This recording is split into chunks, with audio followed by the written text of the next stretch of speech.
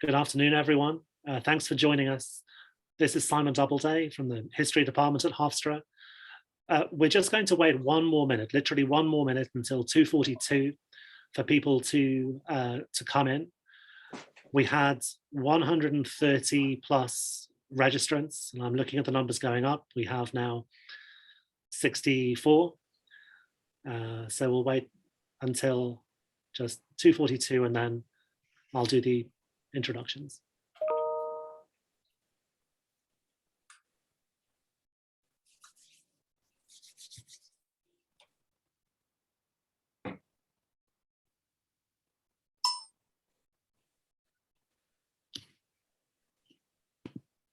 In the meantime, a very warm welcome to everyone who is already here.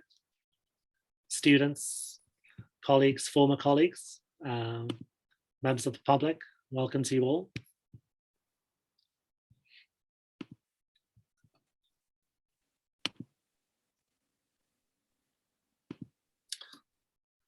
And since it is now 2:42, and I think I want to leave, of course, as much time as possible for Michael Naydan to speak to us, we'll begin.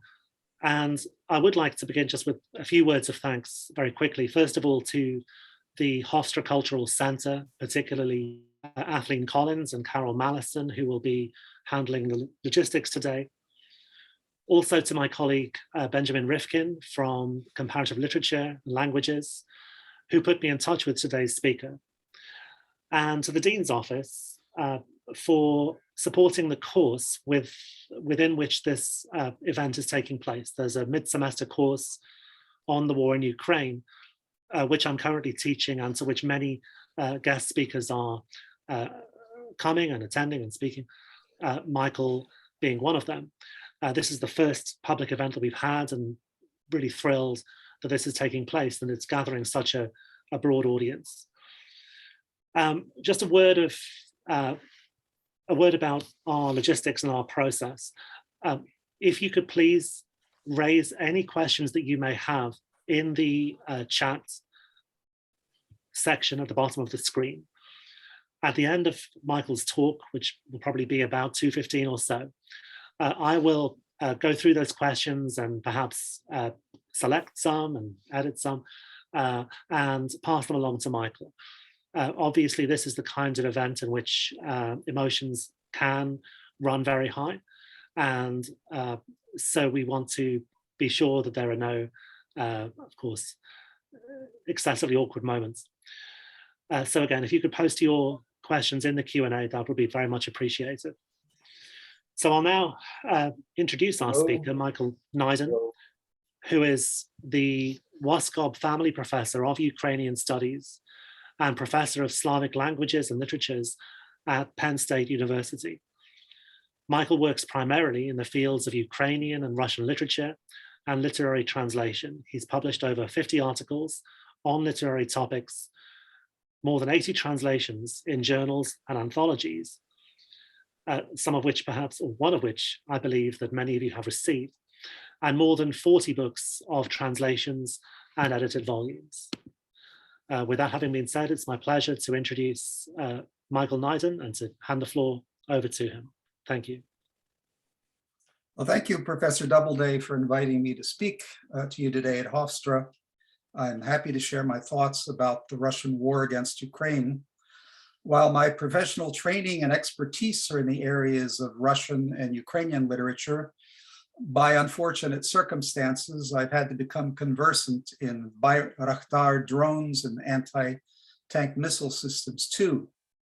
Now, I've spent most of my scholarly career writing about and translating the best of what Ukrainian and Russian literary culture has to offer the world. And as an example of that, I've given you access to my translation of Ukrainian writer Yuri Vinichuk's short story, An Embroidered World. In the style of magical realism, the story really encapsulates the soul, the heart and spirit of Ukraine, which has experienced a multitude of traumas over its history.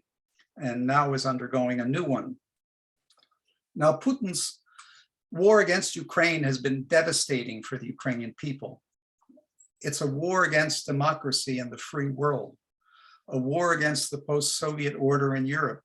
It's a war against international law, a war against civilians. It's a war against the peaceful people who just have the desire for freedom, to speak their own language, to determine their own destiny, and to live in peace. The war, too, is against an entire ethnic and language group that largely shares the same Orthodox faith as the aggressors. It seems the worst times in Russian history have been instigated by madmen whose last names end in "in."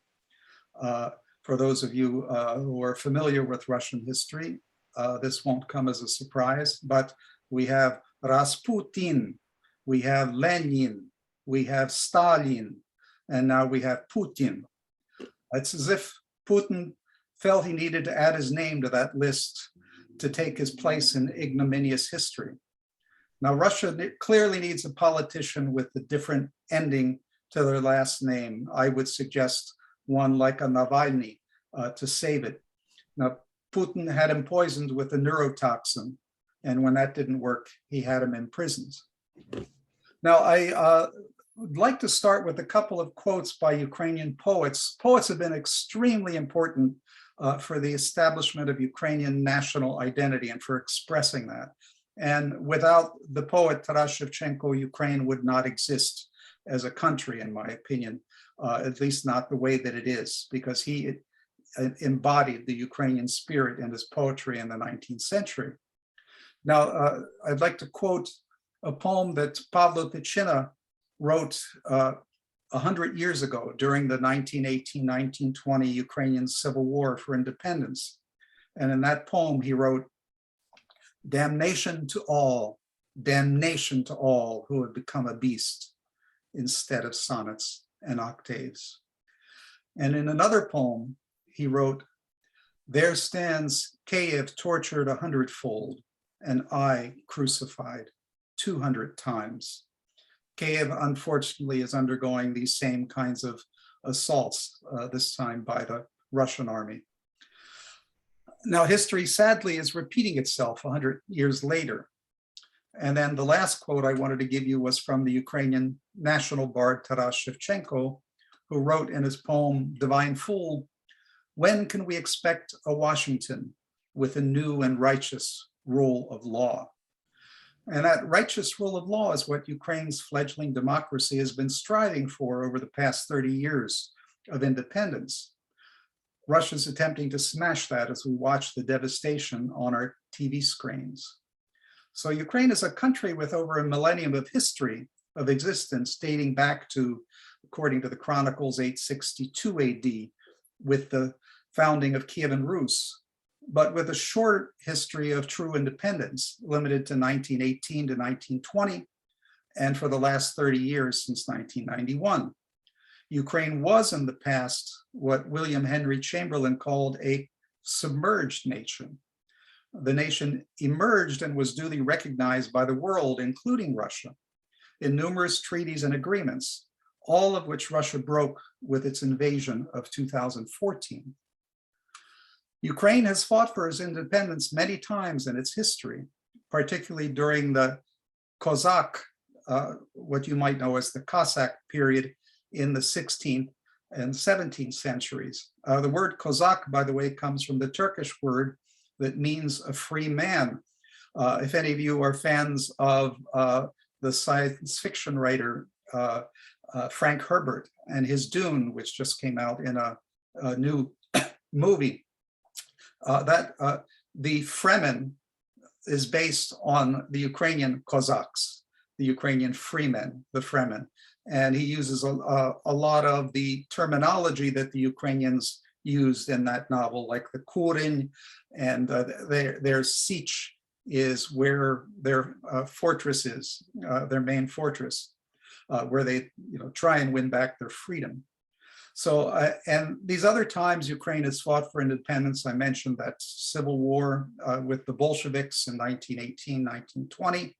And again, Russia has attempted to overthrow the Ukrainian democracy numerous times during the Orange Revolution in 2004, when President Yushchenko was poisoned by Russian agents, during the Revolution of Dignity in 2014, when the Ukrainian people overthrew the tyrannical rule of President Yanukovych, during the Russian-backed war in Eastern Ukraine since 2014, and sadly now. Now I'm going to switch to showing you some I just have to make sure I get these things out of the way. When you have so many things on the screen, it's confusing. But I'll go through. One of the things that I've been doing is following what's happening in the war, various sources, since I do speak Russian and Ukrainian. I follow those sources very closely, although it's getting harder and harder to find Russian sources that honestly discuss the war. One of the few ones is located in Latvia, called Meduza. So I'll go through some of these slides for you to show you. I have to share my screen first.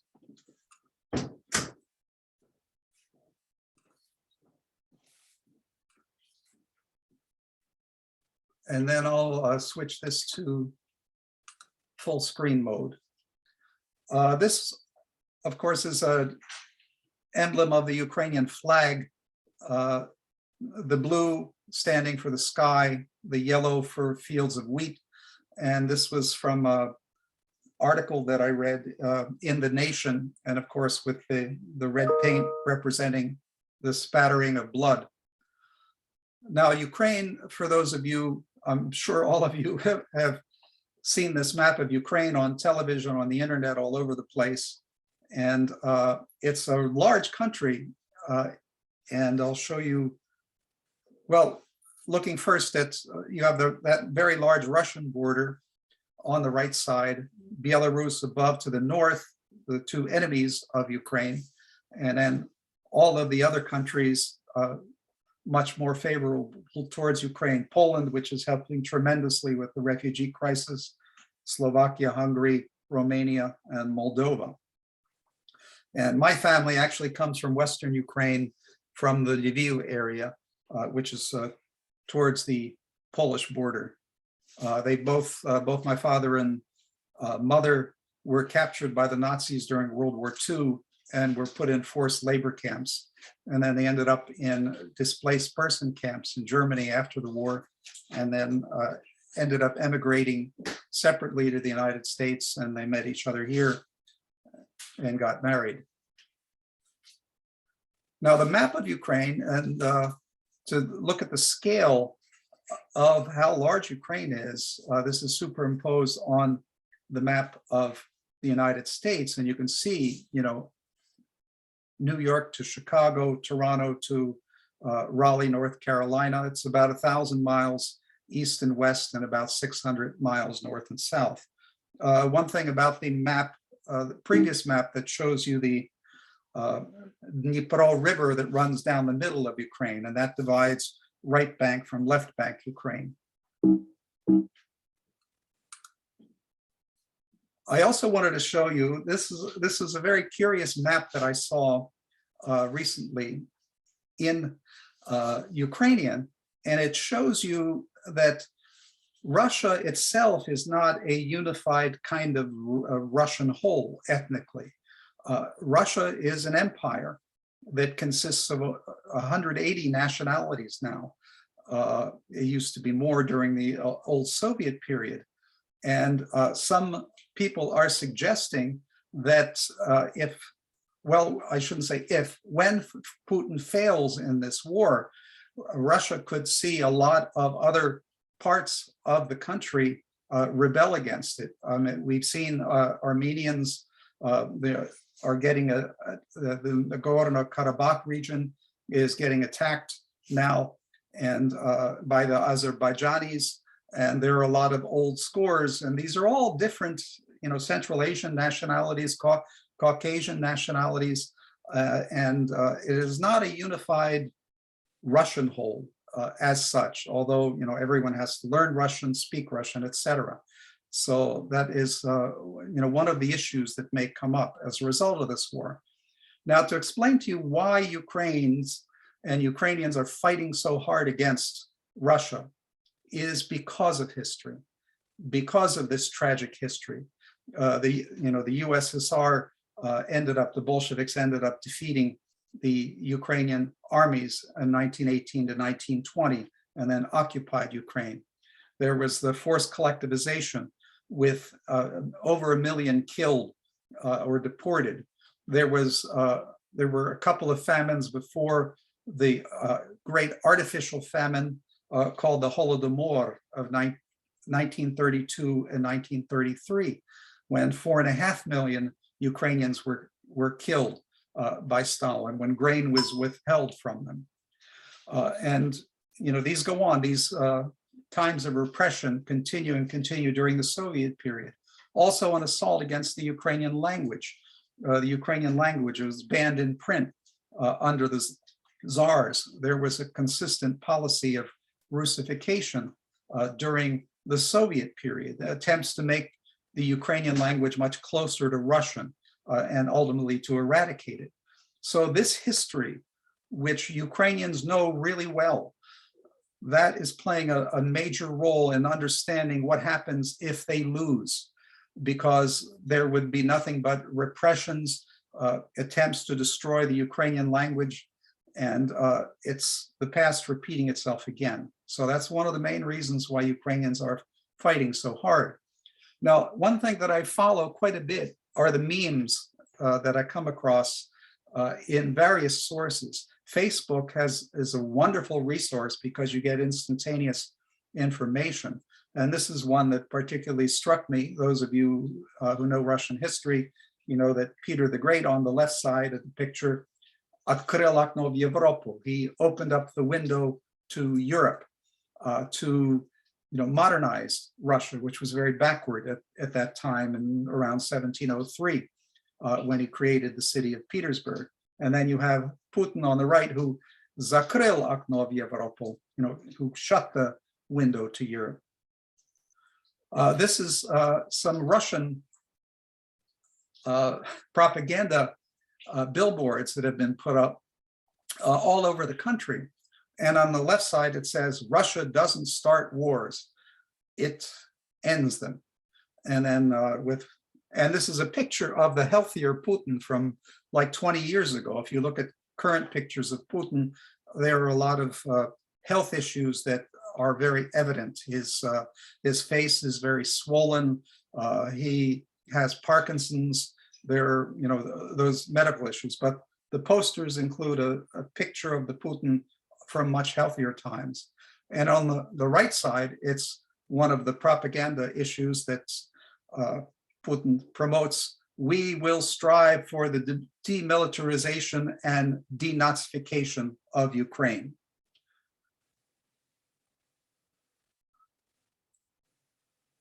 These are propaganda posters in Novosibirsk.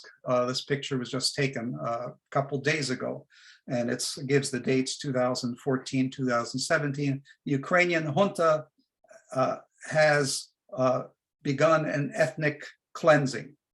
The claim that Ukrainians are ethnically cleansing Russians. That's a ridiculous claim, by the way. No one has, while Russian isn't one of the languages of the government or a national language, there is no repression of the Russian language in Ukraine. There are 1,200, or were, I don't know how many of them have been destroyed, 1,200 Russian schools in Ukraine.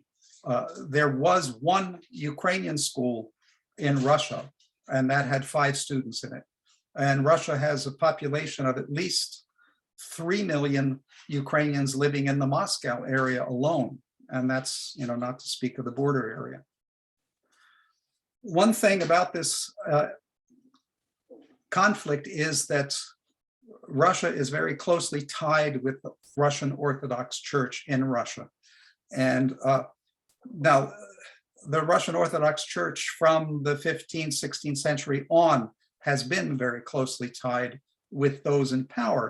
And a lot of the theories behind what Putin is doing come out of 16th century writings, particularly this notion of Moscow as the third Rome. Moscow will be the leader of the Orthodox people in the world and will, lead them in the future.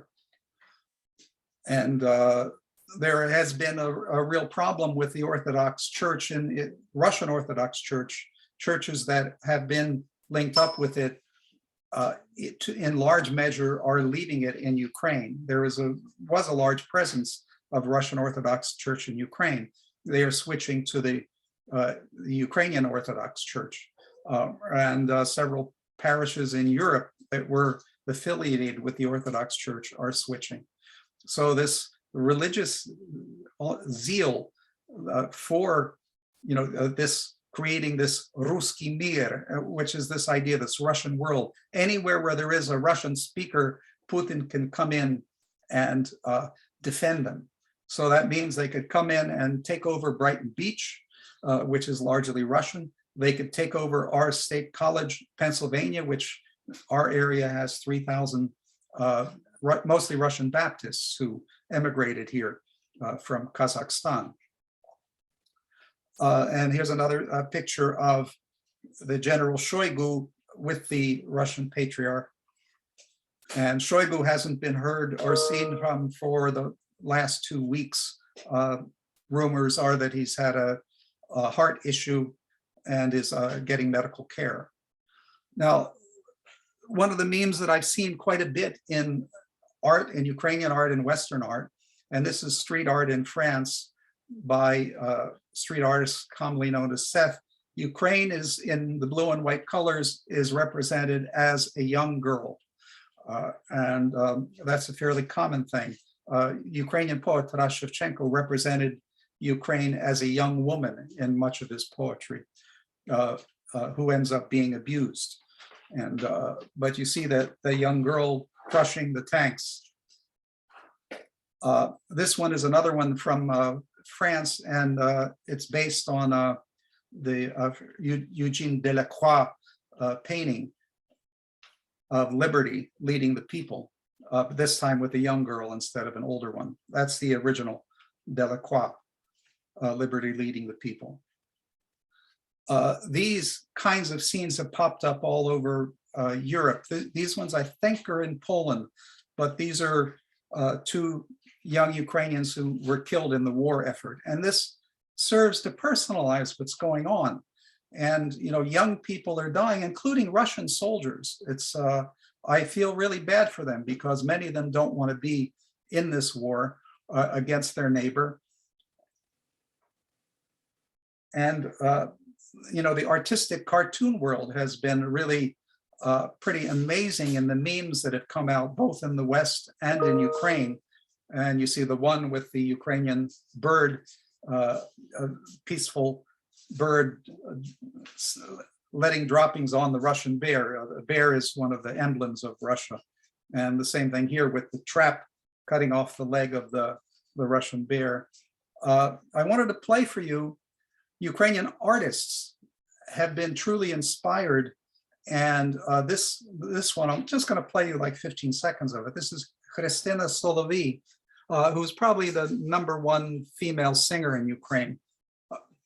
She won the Voice of Ukraine contest and since then became a superstar. And she wrote this poem.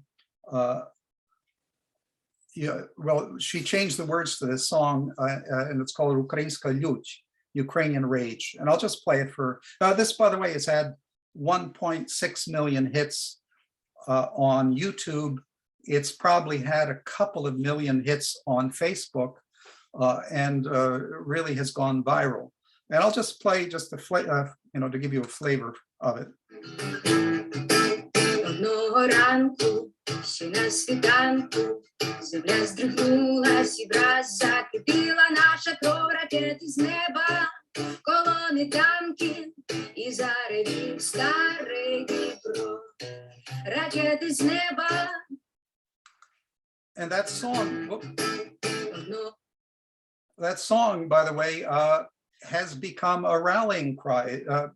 Ukrainian people who are defending their towns in various parts in southern Ukraine and eastern Ukraine come out singing this song. It has become such a rallying cry for the Ukrainians. This is another one that just appeared a couple days ago. This is Vita Hrytsak, who wrote this song herself. She's 21 years old. She's from Ternopil in Western Ukraine. And this is a song about her being, well, my parents taught me to be a nice girl, but, and she talks about how Ukraine is going to, defeat these enemies who are coming in trying to destroy it. Netflix, вже можеш писати сценарій до фільму. Та вибач, друзі, за спойлер в фіналі ми фільм. Марвел, я думаю, ти вже добряче засвоїв. Не проти, ти знімав свої фільми супергероїв. Я була досить добра дівчинка, я ніколи не робила нікому зле. Я звертаюсь до кожного, хто зустріне мою землю. То не помре, я не So that last line, anyone who comes to my land will die. This had over 1.5 million hits on. Sorry, when I click in the wrong spot. One thing that has really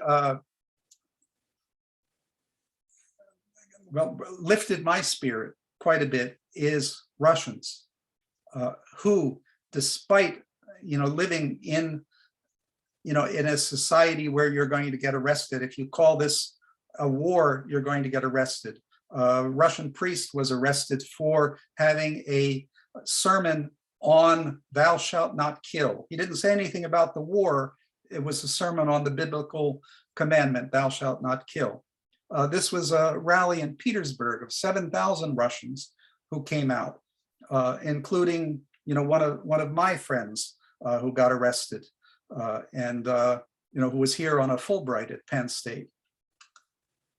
And I'm really impressed by the cleverness of various people around the world. This is in Lisbon, Portugal, where from the apartment buildings, that's the Russian embassy in Lisbon, and they're projecting the Ukrainian flag onto the embassy, from that apartment building. This is Niagara Falls, which is lit up in the blue and yellow colors of the Ukrainian flag. This is a picture that one of my friends sent me of children in the city of Lviv who were hiding out in a basement because of air raid warnings. This is why Ukrainians are fighting, for the children. This is a picture of refugee Ukrainian children in Romania. This is on this wall, this is pictures of Ukrainian children who've been killed by Russian bombing. This is a wall in the city of Lviv that people come up to and pay their respects. They tell the stories of these various children. And there are at least 150, and I assume many more than that who've been killed. Another thing that is really impressive to me is there are entire battalions of Ukrainian women who are taking up arms to defend their country. This is one, Olena Bilozerska, who's become a sniper. She was originally trained as a journalist. She was covering the war in Eastern Ukraine in 1914.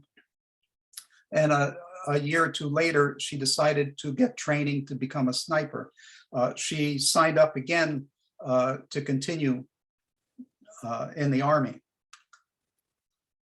And yes, that's a young girl who looks like she's about 12 years old with a lollipop, which is what a young girl should be doing. A young girl shouldn't have to carry a weapon, but she's there to defend her country. The Russian losses in Ukraine have been immense. The Russian government is not telling the people how many have died. One newspaper let slip out that 10,000 have died, and that was a few days ago. And then they pulled that story quickly and replaced it with another one saying, oh, we got hacked and somebody posted this on the website. But these are figures from the Ukrainian military command. And actually, this is up to over 17,000 Russian soldiers have died. There are over 1,000 POWs, over 35,000 wounded, and a tremendous amount of equipment that has been destroyed. Russian generals, this is now up to 6. There are 7 Russian generals who've been killed in the war. This is a Ukrainian slang term for the Russian soldiers. They call them orke, the orcs. And it comes from Tolkien's Lord of the Rings, which was very popular in Ukraine. And those are those mindless, bloodthirsty brutes. So always you demonize the enemy in these kind of battles. There's another slang word that has become very common in Ukraine, and it's rashist, and it comes from Russia and fascist, the combination of the two words, and it's these really super aggressive, militaristic, fascist Russian nationalists. And on the other side, the positive side for Ukraine in the war, they represent, President Zelensky as, a super Marvel hero, the equivalent of Captain America for his people. Representations in art like this. This is a kind of a parody of a typical St. George icon of St. George slaying the dragon, and with the dragon being Putin wrapped in the Russian colors. A lot of Russians protesting in the West now have protested with a Russian flag that takes the red out of it, because they're saying we want a Russian flag without blood. So that's popped up in a lot of protests that are happening in Europe in particular. And I believe Quentin Tarantino also mentioned that. And Ukrainian, again, this idea of Ukraine as a woman, but Ukraina mirna, ale ne pokirna. Ukraine is peaceful, but we're not subservient. This is a meme that's very common. Ukrainian farmers stole several tanks, and those tanks have that English letter Z on them, like that. So this meme has cropped up everywhere. And also Romani stole a few Russian tanks in the Kharkiv region. The Ukrainian national bard has been very prominent in a lot of the artwork, and that's a Shevchenko statue defending the Ukrainian land with the Bayraktar drones. This is one that I just found today, and I just, wow, it sure didn't take Putin long to destroy an entire country. Da, Ukraine in big trouble. No, I meant Russia. And, dealing with the reaction against this meme is extremely popular, of associating Putin with, his heirs, Hitler and Stalin. This particular meme, the sunflower, is an extremely important symbol for Ukraine and very popular. It often stands for the country, and with Putin trying to choke the sunflower, and the seeds ending up sprouting more and more of them. This Mike Lukovich, you have the two, MiG fighter jets, with a Ukrainian one with tanks and the Russian one with baby carriages. And this one I found particularly funny, and it's the Z for Zanevest, curtain, with Putin and Lukashenko. Of course, Russian culture is very well known for its great contributions to art, particularly in ballet and opera, and also literature. But so having Putin and Lukashenko in a dance together. And this also is one of my favorite ones by Victor Yush, this character that has gone viral everywhere. These, of course, are banned in Russia. And so with Putin in the tank and his penchant for not wearing his shirt and showing he's such a macho man. And this is one that I just found today. This is Zelensky taking a selfie with Putin, in Grabu in the coffin.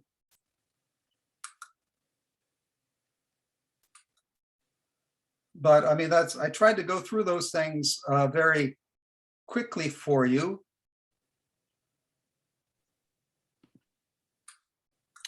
And so I would have time for questions. Thank you so much, Michael. That was a wonderful presentation, and I'm sure that many people will have questions. There is some which have already surfaced in the chat, and I will channel each of those. I actually want to begin with a question from a student, and to connect it with a second question from a student in the class, though I will also go back to Joel's question in a second. Why is occupying Ukraine historically important? What makes the country so important?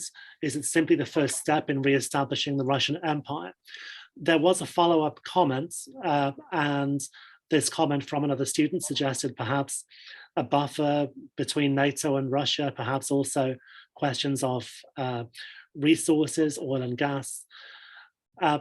And the same comment actually raises a second question implicitly, which is whether this is exclusively Putin's war, or whether there are perhaps other interests in Russia, which are in fact also behind this conflict. Well, that's a lot of questions, different questions, but I'll try to, and let me know if I don't answer some of them. Yes, Russia ostensibly says it wants a buffer between it and NATO countries. But Russia, of course, did sign the Budapest memorandum, which allowed, Ukraine gave up its nuclear weapons for Russia to respect the borders of Ukraine and guarantee not to attack it. Now, Putin's answer to that was, well, I didn't sign that. So somebody else signed it. I forget who, Yeltsin probably at the time.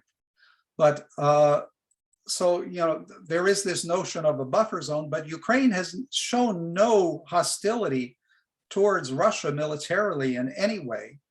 The only reason that the Ukraine defended when its land was taken, when Luhansk and Donetsk separatist regions were taken away from Ukraine, and Crimea, which Crimea was kind of a, actually, Crimea should belong to the Crimean Tatars, who were forcibly, forced out of Crimea by Stalin because he thought that they might be sympathetic towards the Nazis because, in order to just get rid of Russian rule, or Soviet rule, I should say, at the time. But, the NATO is an empty argument, actually, because by the fact that Russia is occupying those two breakaway regions in eastern Ukraine and Crimea, Ukraine cannot become a part of NATO. It's by dicta of NATO. If you have disputed territories, you can't become a member nation. Now, I do think that the main problem that Putin has with Ukraine is democracy. And is it a flawed democracy? Yes. Are there problems? Yes.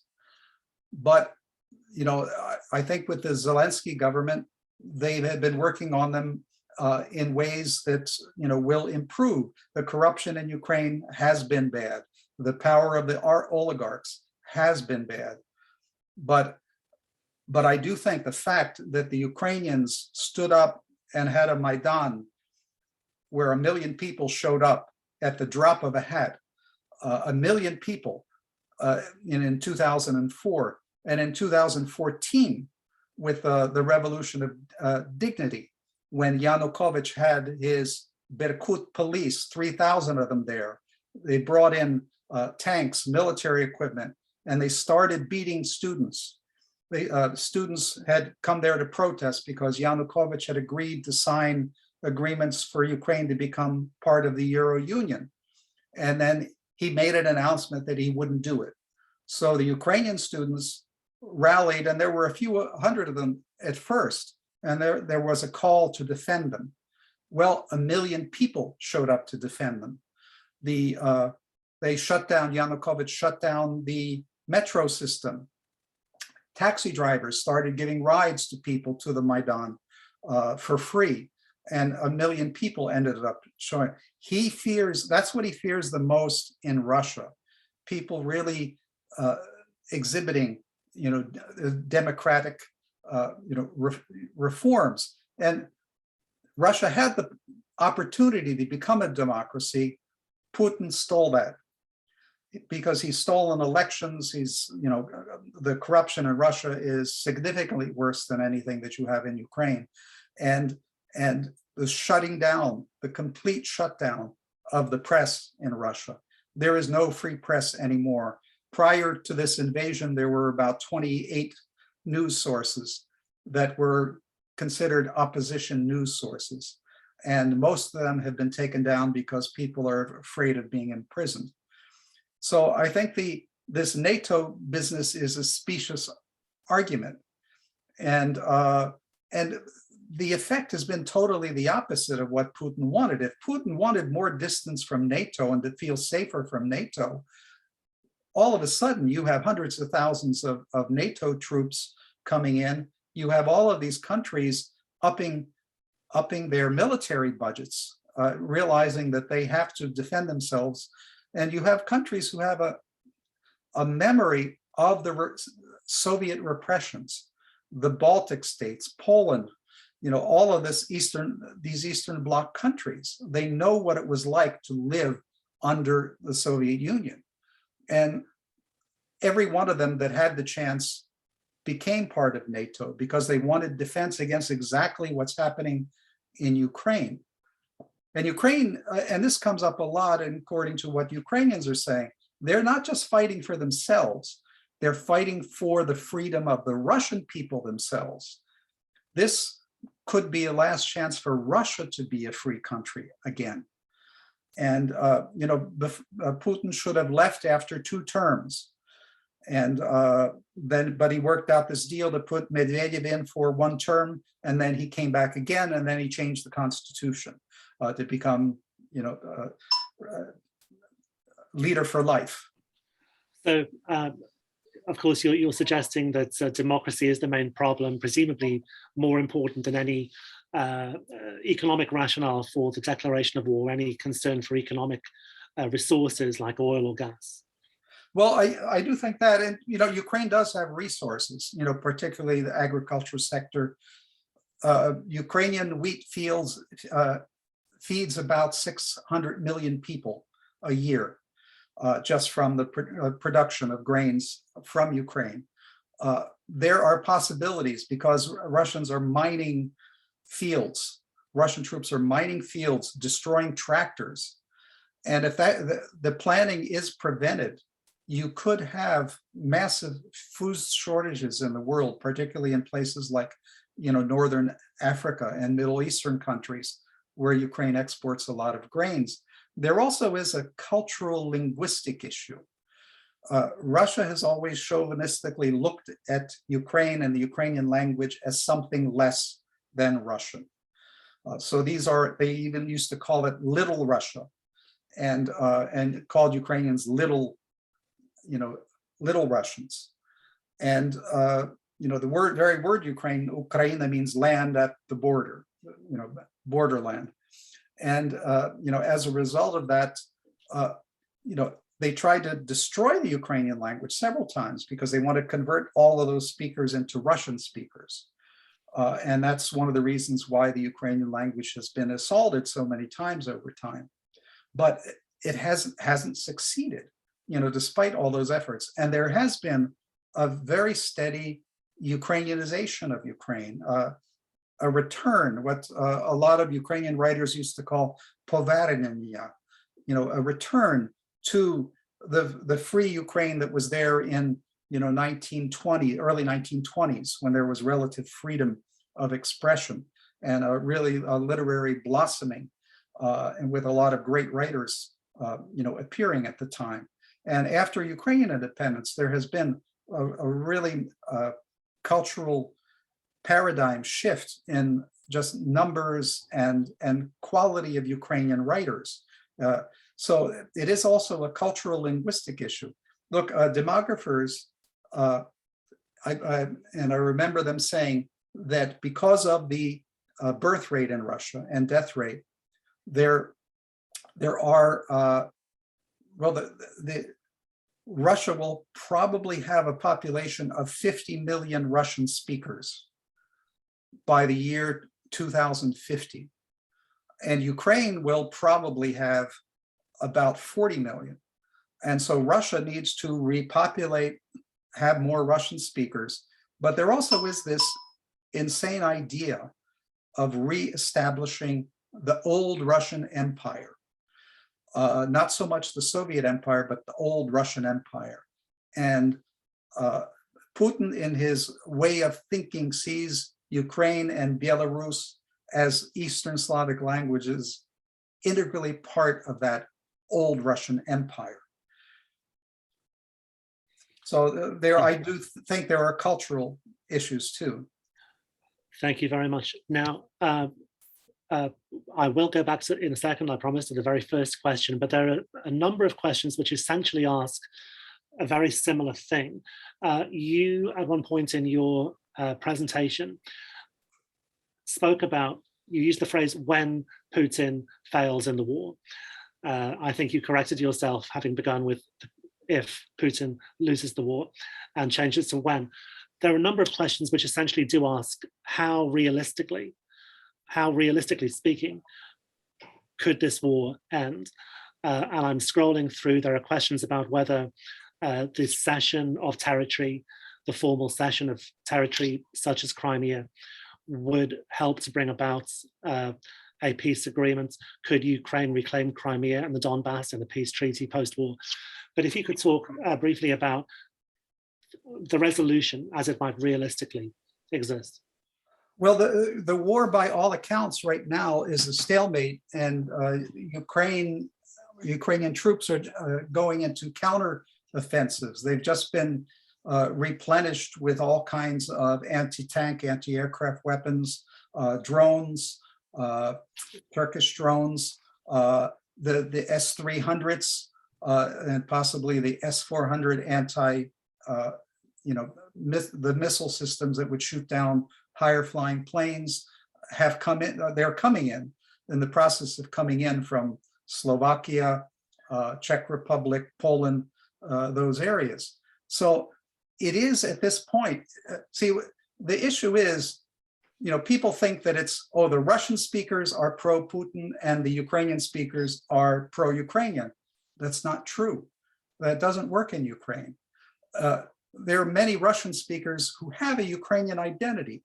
Yes, they speak Russian. Look, one of Ukraine's most famous writers, Andrei Kurkov, he writes vast majority of his works in Russian. And I've met him in Lviv. And when I met him, I asked him, well, do you prefer speaking Russian or Ukrainian? And he said, we're in Ukraine. I'm only going to speak Ukrainian with you. And he's very pro-Ukrainian, and he considers himself Ukrainian. He's banned in Russia now because he supports Ukraine, even though he's a Russian speaker. So the very sad thing about the destruction of Mariupol, a city of 400,000 people, and Kharkiv, a city of over 1 million people, both of those cities are majority Russian-speaking cities. I would say close to 85% Russian-speaking. So if Putin is there to save the Russian world, why is he killing the Russian speakers of that Russian world? And people are not greeting the Russians with with bread and salt, the traditional Ukrainian way of greeting them. They're greeting them with protests. The war is a stalemate at this point. And even the Russian tanks have taken defensive positions. They've had a really beaten up battalion retreat back into Belarus. They're going to try to combine battalions and come back in. Honestly, the only way this war ends, if a critical mass of Russian people come out against it.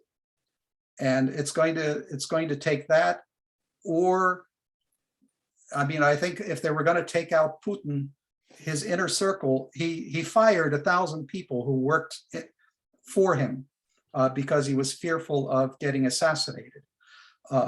You see him when he's at a table. He's at a table speaking with his general, 30 feet away from the generals. He's afraid of somebody coming up to him and hitting him with a poison dart or killing him, and hiding out in his bunker. And you see that image of him, and you see the image of Zelensky, who was there with his people, with that famous saying of his. I almost wore a green t-shirt today, an olive green t-shirt in support of Zelensky. Zelensky, who has overperformed as a leader, who has really shown courage to the whole world, and has survived 3 assassination attempts so far. And this is, this is the difference. The Russian writer Yevgeny Zamyatin has a wonderful essay on energy and entropy. Zelensky is energy, and Putin is entropy. But I do think, many of the Russian community, the IT community, is opposed to the war. 15,000 of them signed statements opposed to the war. Many people are still courageously, there are protests in over 150 Russian cities against the war. There are links between Ukraine and Russia. The Russian journalist who came up with the sign on live Russian TV, her father's Ukrainian. She has family in Ukraine. The imprisoned leader Navalny, his family comes from Ukraine, from the Sumy region of Ukraine. There are intermarriages. There are people who visit their cousins and families back and forth between the countries. Despite all of these tragedies, in the past, Ukrainians have not hated the Russian people. They've hated the governments and the people who carry out the orders, but not the Russian people. This war has changed that. I have friends who have been very pro-Russian in the past, and this has changed it, because all of those, and this is called the cell phone war, because you have people with cell phones, taking pictures of the damage, uploading them. And I have never seen the entire world so supportive, in this kind of conflict. And part of that is the courage of, various journalists who are taking the pictures, they're showing what's happening. And the only things that are working for Russian, long-range cruise missiles shot from ships, and carpet bombing.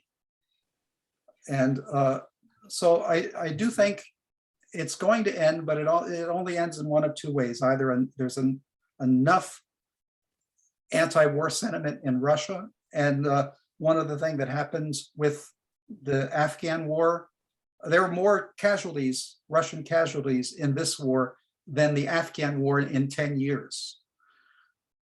Those mothers who aren't going to see their children, aren't going to even be able to bury their remains, that is going to have an influence, because those burials are happening in every Russian city.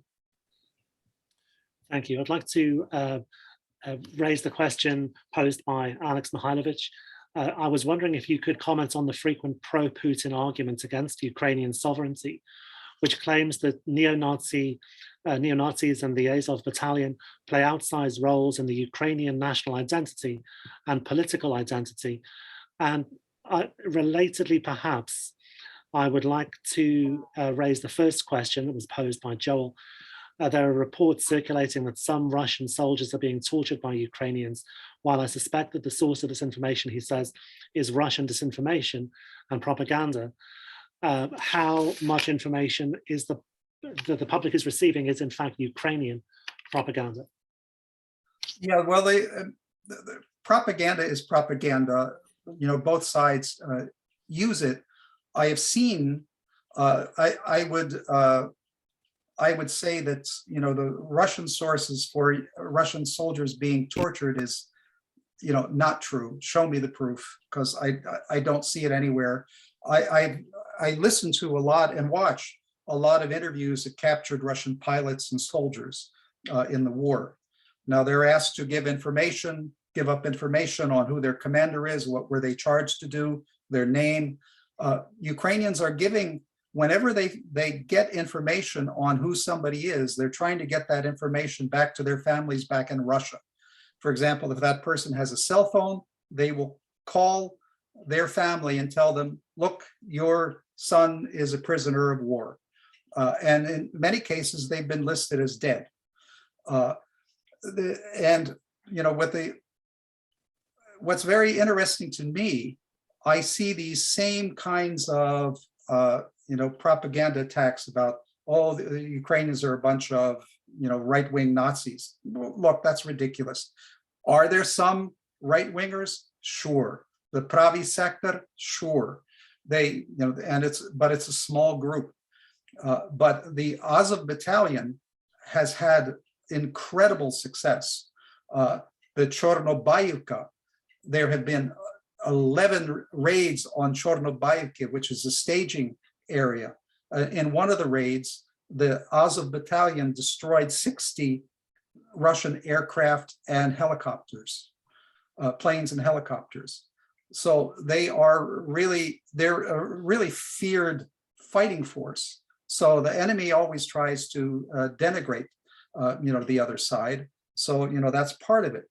Mm-hmm. But are Ukrainians being tortured by Russian soldiers? Yes. Are women being raped? Yes. Are civilians being killed? Yes. And are mayors being taken from cities and tortured? Yes. Some of them have been freed. So that's, you know, how some of the information gets out. There's an estimate that over 2,000 Ukrainian children have been stolen and taken to Russia. 2,000 children, and something like 20,000 Ukrainian citizens have been taken to the Far East. I don't know what the purpose of that is, but, you know, those things are happening. We have a couple of questions. First of all, we've, of course, run over our time a little bit. I hope perhaps, Michael, are you willing to stay a couple of extra minutes? Oh, sure. Be happy. Maybe if we aim to finish by 3:45, that'll give us time for the main questions which have been posed. There are a couple of questions about external presences in Ukraine. One is about Syria. Would anyone know, asks Ornov, how Assad is weighing his own regime right now? Some say Syrian troops have been sent to Ukraine and so forth. What effects might it have on the current Syrian government? There's also a question about Chechen soldiers and Kadyrov, his personal presence or not in Ukraine. So if you'd like to address any or all of those points, Michael. Well, as far as I know, Kadyrov never showed up in Ukraine. So the Chechen fighters were among the first in. Many of the, you know, Putin thought that he was going to roll over Ukraine in 2 days. And, you know, this is over a month now. And a lot of their frontline soldiers were killed, including a lot of Kadyrov soldiers. Now, Kadyrov apparently just sent a new contingent. As for the Syrian fighters, very few of them agreed to go. They were hoping to get a couple thousand of them, but from what I understood, they even, you know, as mercenaries, it wasn't worth the money for them to do it. Now, this one thing that came up previously, the US talking about not wanting to kill Russian soldiers. Well, I hate to say it, but about 400 Russian soldiers were killed in Syria. And there was a call to the Kremlin hotline saying, look, your Wagner forces are advancing on our American troops here. If you don't tell them to back off, we're going to stop them. And then the answer from the Kremlin was, we don't have any troops in Syria. So the US, sent planes and helicopter gunships and killed about 400 of the Wagner troops. They were Russian mercenaries, and another 400 of them were life-flighted, on a transport plane to Moscow for treatment because they were wounded. So the US has actually killed Russian troops before in that particular conflict. And actually the site Bellingcat did very good reporting, on that, because they do intercepts of, military people speaking. Bellingcat has done wonderful work in terms of uncovering things that are happening in wartime situations and getting the background stories, the true stories of what happened, including the downing of the Dutch airliner. They had the intercepts of that. And fortunately, I do know saucy Russian language, so I'm able to understand precisely what they're saying. And but again, I try to get sources from many sources. The problem with Russia is you have no free sources anymore, except for Medusa, and that's located in Latvia, and Russia's trying to shut that down. Novaya Gazeta, the Nobel Prize winner, who was the editor of that, Nobel Peace Prize winner, Dmitry Muratov. He just announced today that our site has been shut down. And they were trying to continue to report about this special operation, as they call it in Russia. But if I do think if the general Russian public could see the horrors, the devastation of a beautiful city of Mariupol that has been razed to the ground, the city of Kharkiv, where over 1,000 apartment buildings have been blown up. The scale of it is unbelievable. And part of the problem when they destroyed Grozny, okay, that's the middle of nowhere. There weren't people to take movies of it. The only thing you saw was the before and after satellite pictures of where a city once stood, nothing. But this one other thing that's happened here is the myth of the great Russian army. I mean, one of the big jokes in Ukraine is, well, the Russian army is the second best army in Ukraine. And so they're always talking about they're the second best army in the world. And, people through anecdotes, people through humor, Chekhov's notion of laughter through tears is really applicable here. But this is I never in my lifetime thought that Putin would do this. The bluster, yes, and we've seen it before. But to do this on this kind of scale, I thought he might cause a little bit of trouble in the Donetsk, Luhansk, eastern area. But the level of destruction of cities, and really it's war crimes, because they're not going after military sites. And if I might use that comment to raise one final question from the audience. You've pointed to the beauty of Mariupol just now. I think for many of us following the news, it's been the beauty of Ukraine and Ukrainian culture has been a revelation, ironically. The final question is about the destruction of cultural sites, libraries, archives, museums. Do we have a good sense at this point as to the level of destruction of that cultural heritage? There has been a lot of that, particularly in those southern cities and in Kharkiv. There's been a lot of destruction of art schools, theaters, the famous theater destruction there in Mariupol, where they wrote in Russian, "Deki," children, on both sides of the theater, so that anybody flying from above could see that there are children there. And that ended up killing 300 people, as far as they know. They're not sure exactly how many died in that. But a lot of places are squirreling away, the artistic heritage. And, there is a rich artistic heritage of Ukraine. And I know a museum of one of the, what's his name, Kuinji, was destroyed, the museum where his works were.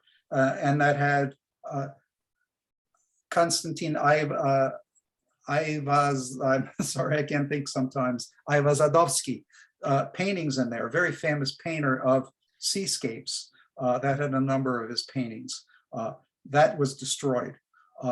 And there is, in different towns, what they've done is they've tried to put away the major artworks. And in the museum, I know in the city of Lviv, one of my friends is a director of a museum, and they're putting away all of their stuff into the basement in order to try and save it or getting it out to other places. But there has been a tremendous amount of cultural destruction.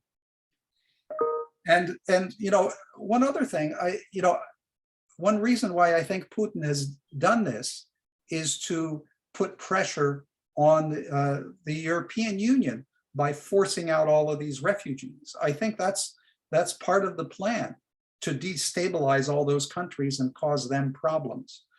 But those countries have been absolutely fantastic in their support. And when you see babies being bombed, when you see maternity hospitals being bombed, and we didn't even speak of that. These are all civilian targets. Thank you so much, Michael, for answering all of the questions.